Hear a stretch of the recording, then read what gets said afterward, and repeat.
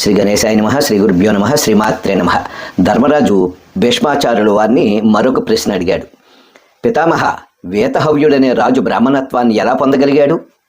ధర్మరాజా, మనువుకి పుట్టిన శర్యాతి వంశములో హైహాయుడు అనే రాజు పుట్టి వత్సదేశాన్ని ఏలేవాడు.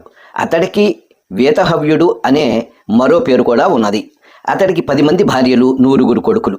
వారందరూ పరాక్రమవంతులై ఒకసారి కాశీరాజు అయిన హరస్వుడిని పిలిచి ఎందరో రాజులు అతడి పైన విరుచుకుపడి చంపేశారు. అతడి తర్వాత అతడి కొడుకు వసుదేవుడు రాజయ్యాడు. అతడిని అదే రీతిలో చంపారు. అంతటా వసుదేవుడు కొడుకు జివోదాసు రాజయ్యాడు. మళ్ళీ అతడి మీద కూడా విరుచుకుపడి చంపబోతుండగా ఆ జివోదాసు తప్పించుకుని పారిపోయి భరద్వాజముని ఆశ్రమంలో దాక్కున్నాడు. జివోదాసు భరద్వాజముని పాదాల మీద పడి వేతహవ్యుడి కొడుకులు తనను చంపి తన వంశాన్ని అంతం చేయాలని చూస్తున్నారని మొరపెట్టుకున్నాడు. అప్పుడు భరద్వాజముని భయపడవద్దని అభయం ఇచ్చాడు. నీకు శత్రు సంహారి అయిన కొడుకును సృష్టించి ఇస్తాను చూడు అని యజ్ఞం చేసి ఒక బిడ్డను సృష్టించాడు యజ్ఞంలోంచి. అతనికి ప్రవర్ధుడు అనే పేరు పెట్టారు.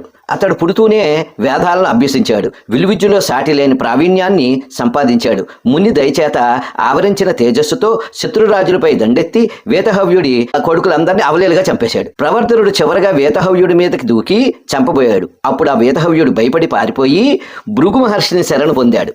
భృగు మహర్షి అతడికి అభయం ఇచ్చి ఆ శిష్యుల మధ్యలో కూర్చోబెట్టాడు.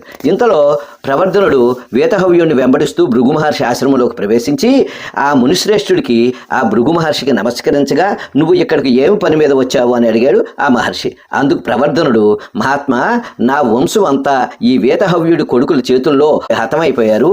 ఇప్పుడు ఈ వేతహవ్యుడు నా చేతిలో ఓడి పారిపోయి ఇక్కడికి వచ్చి మీ దగ్గర దాక్కున్నాడు. దీనికి మీరే సాక్షి కావాలి అన్నాడు. మునీంద్ర, ఆ రాజు ఎక్కడ దాక్కున్నాడు? అతన్ని చంపడానికే వచ్చాను నేను అన్నాడు.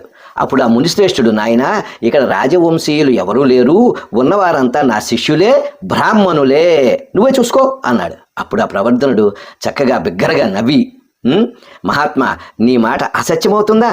నేను దేని కొరకు ఎంతకాలం ప్రయత్నించానో ఆ ప్రయోజనం నెరవేరింది. అది ఏమంటే, క్షత్రియుడైన వేతహవ్యుడిని జాతి నుండి దూరం చేసి బ్రాహ్మణుడు అన్నావు కనుక నేను కృతార్థునుడనయ్యాను.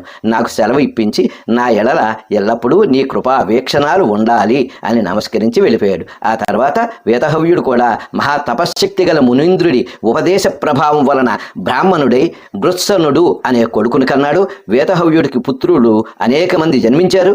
వారంతా సద్బ్రాహ్మణులై అనేక విద్యలలో ప్రావీణ్యత సంపాదించారు. ఆ వంశానికి మూల పురుషుడు వేతహవ్యుడే. అది వేతహవ్యుడు బ్రాహ్మణుడిగా మారిన కథ. శ్రీ గురుభ్యో నమః.